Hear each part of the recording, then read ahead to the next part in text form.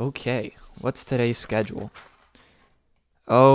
Griffith. Now, Griffith, just like Sasuke from Naruto, is an extremely polarizing character, in that both of them seem to get really emotional and intense reactions from the fanbase. Now, I want to start off this video by saying Griffith is a great character, and even though you and I know that that is something that can go without saying, I do not want to give the impression that I think Griffith is a bad character and solely one-dimensionally evil, or that when looking at Griffith it is simple as black or white. And everything in Berserk, especially Guts and Griffith, comes in layers. Not everything is what it seems, and that is made very apparent in the stark contrast in character designs between Guts and Griffith. Starting off with Guts. At first glance, Guts automatically gives an anti-hero, dark metal vibe, an avenger, a rogue rebel on a quest to destroy his enemies. Guts looks like a badass. But more than that, there are specific manga panels where Guts looks kinda evil. The all-black and sometimes villain-like appearance can make Guts seem like a careless jerk who has no interest in the affairs of others. Although that would definitely be a somewhat decent description of Guts pertaining to him in the Black Swordsman arc, it definitely does not tell the full story. Same goes for Griffith, a seemingly angelic being covered in white and majestic-like armor, with more feminine and pure features like with the structure of his face and the bright blue eyes and pale skin. However, there are certain times where you look at Griffith and he just seems like a cold-hearted person, period. But in a dark, depraved world, Griffith seems to be like a beacon of hope.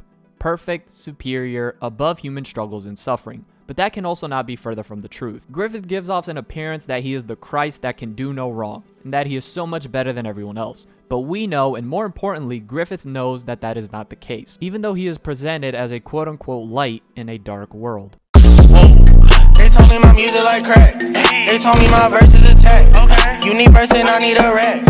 A clean hearse, I'll put you in that. A rehearse, I do. Something I want to say before moving on any further, I want to kind of preface my way of looking at a character, analyzing them, and then deciding how much I like the character or not. Now, I live by a code when it comes to not only analyzing fictional characters, but as well as viewing myself in other people, and it is that every character has flaws. Whether it be personal flaws that are there to make the character more human and relatable, or narrative flaws since the author is a person himself, or herself, therefore he or she makes mistakes. Along with, regardless of how I feel, every character has good and bad things about them. You cannot take the good and ignore the bad, or take the bad and ignore the good. The second part of that being more applicable with myself and others. In shorter terms, Griffith is controversial, and I understand that, as well as I understand you might think my logic behind analyzing characters is stupid and flawed, but it is my personal way of thinking, so you're just gonna have to either deal with it or click off. But my approach to Griffith, as is my approach with all characters, especially hot topic ones such as Griffith and others like Sasuke, Obito, Sakura, etc., is that there needs to be a balance. And for the time remaining of this video, I'm going to ask you, the viewer, to either put your pitchforks and torches down or put down your shields and excuses, as I'm going to try to explain Griffith's character by not saying hashtag Griffith did nothing wrong or by saying hashtag Griffith did everything wrong, but if not by looking at Griffith and saying what did he do right and what did he do wrong. Yet that is where my and maybe your struggle to do so lies, in that due to Griffith's horrible actions, it is very difficult for me to look at him and not feel righteous anger, that what he did was with selfish intentions, and somebody who allowed his comrades to be brutally murdered in a horrendous bloodbath as well as rape Casca needs to be punished. It is a cry for justice that makes looking at Griffith objectively difficult, but I need to take a step back and, like I said earlier, take the good with the bad and the bad with the good. I also want to make it clear that I just turned 18, so I do not plan on diving into such topics such as moral relativism, existentialism, and all these other words I totally did not have to use a dictionary for since I'm borderline illiterate, but I will be addressing morals. And somebody please tell me that after watching other Griffith videos that I wasn't the only one who looked at themselves in the mirror and felt really dumb.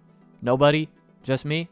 Okay. So let's start with the bad. Griffith is the villain. Simple and plain, yes. He is the bad guy, and even though you can argue he did not know the eclipse would be the bloodbath it was, he was aware of the condition being sacrificed them. Him sacrificing his comrades wasn't a complete 180. Griffith was just never the type of person to really care for other people, period. And this is furthermore proven by just who Griffith is. You see, Griffith is somebody who, as we come to know him more, we realize he is a manipulative, cold-hearted person who uses others to accomplish his goals. I don't know how this manga panel of him climbing corpses to achieve his dream does not make that clear. Along with Griffith being somebody who never truly overcomes his own inner struggles. But the problem with Griffith isn't overcoming them. The issue really lies in that he never tries to overcome them. He often resorts to inflicting self-harm to satisfy his feelings of guilt and regret, or he resorts to finding satisfaction in getting what he wants and getting people to do what he wants. Shown when he says to Guts, "You are mine," and not letting Guts leave as if Guts were some slave and not a person of his equal right to make his own decisions and choices. He confronts Guts, and for the first time in maybe his entire life, Griffith lost. Not only did he lose to Guts, but he lost the rights to do whatever he pleases with Guts. Guts had stood up to Griffith, and by the expression of the other members of the Hawk and Griffith, it was almost unthinkable to see somebody beat Griffith and show that they were on the same level as him. Griffith also had to face the reality now that he was not untouchable. that he was vulnerable, and to rub salt in the wound, there were witnesses. So does Griffith learn from this experience and become a better and stronger person and learn to value his comrades before they leave or die? Nope. He decides to once again misdirect his pain and the harshness of reality by sleeping with the king's daughter. However, I am of the mindset that Griffith was really using her for political advantage. But do I believe there were also some feelings of passion involved? Yes, it is Griffith we're talking about here. And it is Berserk, so everything does come in layers. I know it sounds like I'm kind of just bashing Griffith, but remember, now I'm going to get all the bad out of the way and then address the justifications or good for who Griffith is, along with the compelling things about his character later on in the video. Griffith gets caught and then he is tortured and mutilated for his actions. And that was way too harsh. There was no need for that to happen, and I'm not saying he deserved it, but he did sleep with the king's daughter, and we know it was mostly him trying to forget the pain instead of him really loving her. The Hawk had just been knighted and made nobles, and I find it very interesting later on when Guts returns, Casca, just like those who defend Griffith and try to misdirect the blame, she blamed Guts for what happened to the Hawk, saying he left Griffith.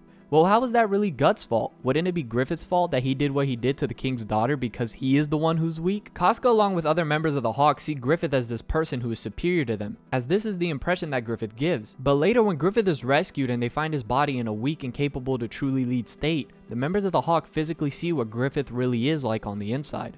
A crippled, weak, vulnerable, distorted being struggling to live, who is just like the rest of them and is slowly dying. And I'm just referring to the bad parts of his personality. Not saying Griffith is like that entirely or that he's a weak fighter or anything. Later on, when Casca is bandaging him, he would then lay on top of her, which in my opinion was kind of fucked up after he clearly saw her with Guts. And Casca tells Guts she doesn't want to leave him since he is so vulnerable and weak. But Griffith has always been that way. The only difference is that he can no longer physically hide it. This hit me like a truck when I was rereading the Golden Age arc. Now we reach the Eclipse, the climax and the moment we all point to either try and justify all of Griffith's actions or the event we slam the table and say, see, Griffith is a horrible monster. Nothing more, nothing less. Like I said earlier, I will defend Griffith pertaining to the aspects of his character later, but there is no way you can really justify his actions here. I'm not judging you when I say this, but if you can read or watch the Eclipse and then say Griffith did nothing wrong at all, as if he was perfect, then you need to throw that moral compass away. Sacrificing your allies, your comrades who ride into battle with you and put up their lives to accomplish your goal, and then you demote them to mere sacrifices so you could get a power boost and fulfill your dreams. And I just want to clarify really quickly, it is very different if they die in battle. They died a warrior's death. But choosing your own desires and dreams at the expense of others is what a villain does. So when I hear people say Griffith did nothing wrong at all, then who's the villain of the story? Griffith initiated the Eclipse, and don't even try to say that he didn't know what he was doing when he was raping Casca. That wasn't Griffith, that was Femto, because he stared Guts down like if, yeah,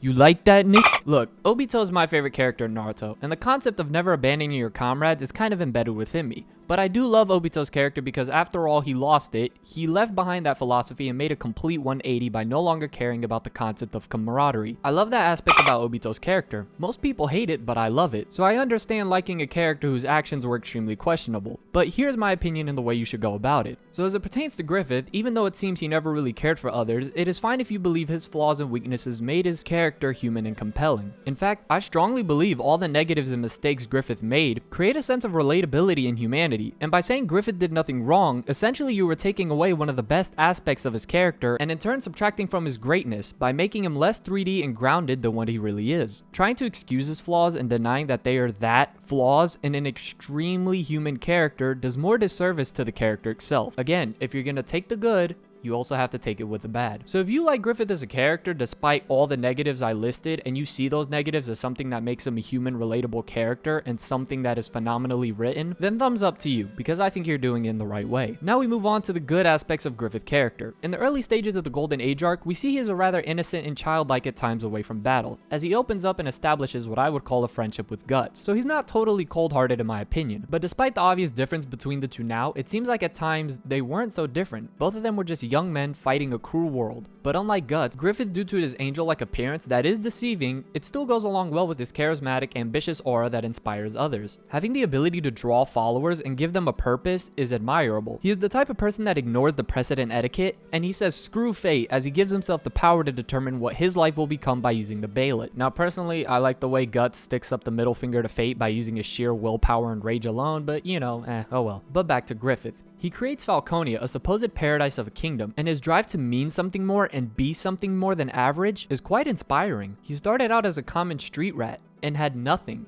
but his never-ending desire to accomplish his dream and his drive would lead him to accomplish things that no one in his class should ever accomplish, becoming a noble, having a massive army, Being knighted should have never happened to somebody with the likes of Griffith. But like I stated earlier, the good shining aspects of his persona inspires and draws others like moths to a flame. But despite this inspiring sense of dominant superiority, Griffith on the inside is human and flawed, and this is where I touch more on why those flaws are a part of what makes him a great character. His habit of not facing his problems and choosing to indulge in other pleasures or doing something where he can get what he wants is actually a very human and realistic thing. The act of selfishly choosing one's own desires and dreams, even at the expense of others, is something we all as people have done at least once in our lives. Be honest with yourself real quick. If you were in Griffith's position at the moment, what would you have chosen? To lose it all? Everything you have worked and fought and bled for, or simply keep climbing on the top of others until you reach the top, until you reach your own dreams? Look, I'm not trying to justify his actions or anything, but it's just a thought. As well as relying on somebody else. Needing somebody else like Griffith needed his friend Guts is an extremely human and relatable thing. Griffith lost Guts, and his weakness was exposed for all to see, and that drove him to commit an act that would get him tortured and put in a state where he would no longer be able to accomplish his goals and ambitions. And his goals and ambitions were his everything. It was what drove him, and now he seemed to lose those too. So he decided to grab destiny by the throat and choose what he felt like needed to be done. But now we have Falconia, and just like Nux said, it seems like the ends justified the means. But Berserk is not yet finished, and so the ends have not really been fully met. So what is my final verdict on Griffith? Even though his flaws and actions are realistic and relatable, as well as his ability to inspire and lead others despite coming from nothing is admirable, just like that angel-like appearance of his, it is still a facade. And his flaws, although relatable and human, does not make them correct. And even though some of his flaws, ambitions, intentions, and motivations are relatable, murder and rape are not okay. That's a no-no. And I'm not saying this like if Guts was the shining example of a perfect human being, because, you know, Guts is kind of questionable at times too. But what Griffith did was still wrong, and there is really no way of excusing it without subtracting then from the humanity he abandoned. And even though hating Griffith for his actions is understandable, saying he did everything wrong and he is a purely evil character like say a Frieza or an Orochimaru doesn't make you any better than those who try to excuse Griffith and say he did nothing wrong. Griffith is a light in a dark world, yes. But like the illustration I used earlier, his light is like a fire, and all those who involve themselves with him are like moths. Except Guts, but that's partially why Guts is so special. How many more deaths will be required until Griffith is fully satisfied? And what will it be enough? Being able to look at the man who you took everything from.